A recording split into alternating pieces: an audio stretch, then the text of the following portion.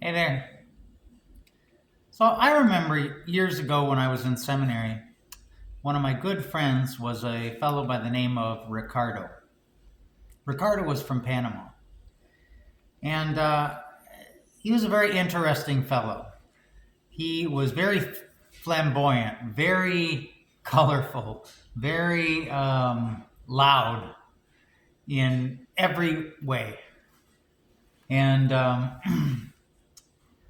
and he was the life of every party that he was ever invited to. So he got invited to a lot of parties, and he got a lot of opportunities in life because he was just so personable, so engaging, and he was a talker.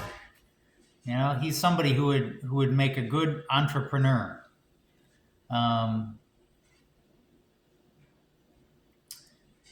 and one of the opportunities, and that the other thing about Ricardo is that he would always take these opportunities. And I remember he got the chance while we were in seminary to travel to South America to participate in this indigenous retreat that was very exclusive. It seemed like, and there were rules that they had to follow, that the participants had to follow, and one of them was that they weren't allowed to bring a camera. They weren't allowed to take pictures of the ceremony, and Ricardo's mischievous too, and so he was going to bring a camera anyway.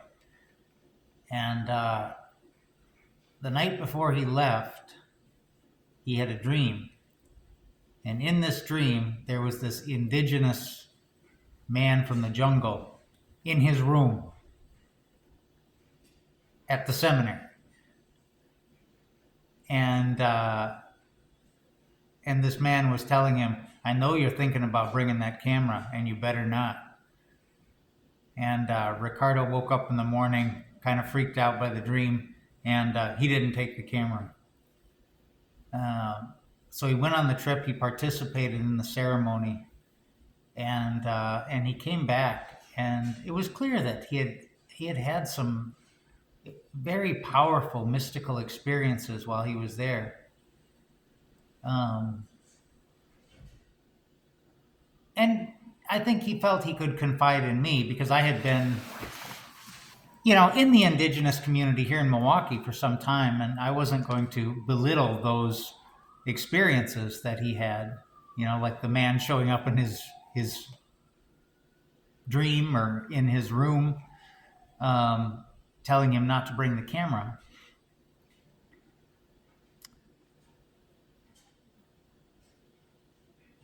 Because I know it's a mysterious universe out there. Who knows? Uh, the rules of the spiritual world, and we only glimpse just a small part. Um, but one of the teachings that Ricardo shared with me that seemed very simple but very profound,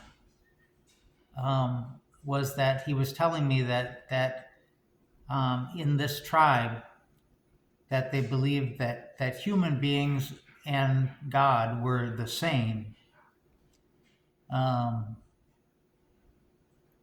the only difference between God and human beings was that God was one and that human beings were fragmented. And because they were fragmented, their power was diminished. But if they could ever get organized, they would be as powerful as God. They would be God. That was the teaching that he had received um,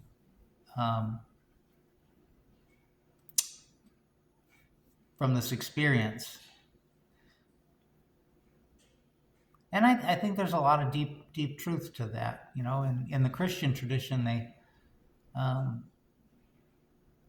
I believe it was Saint Athanasius who said that, God became human, so that human could become divine. God became human so that human could become God.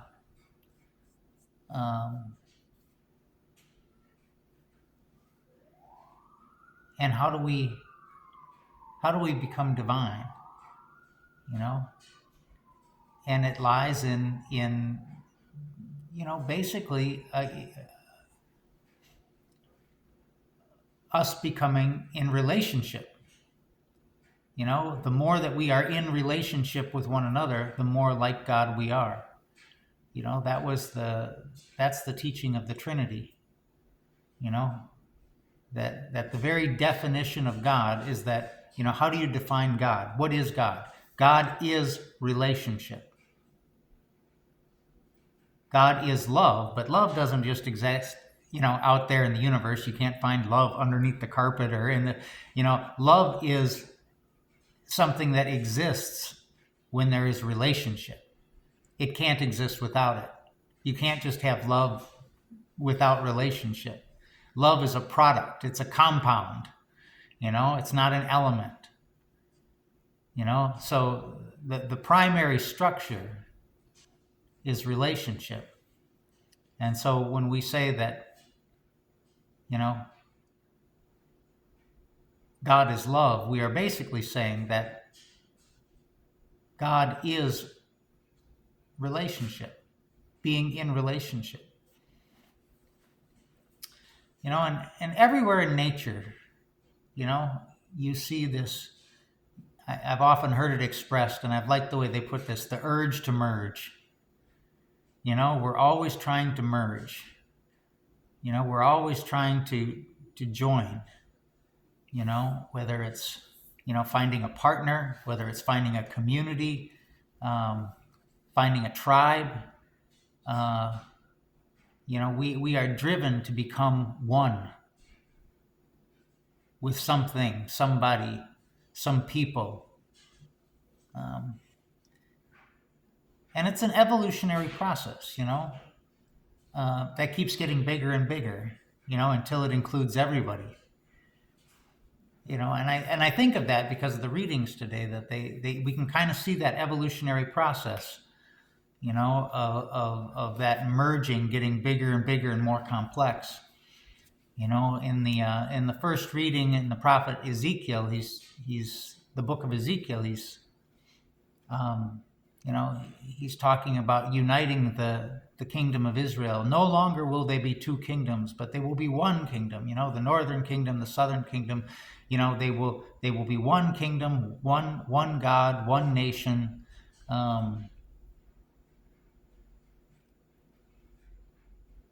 And then in the gospel reading, there's a reference to Jesus uniting, all of God's people to himself. That all of God's people would become one. And so you see this, it's no longer just the two tribes of Israel now. Now it's bigger than that. And it just keeps growing. And the more it grows, the more in relationship we are, the more divine we become. See you tomorrow.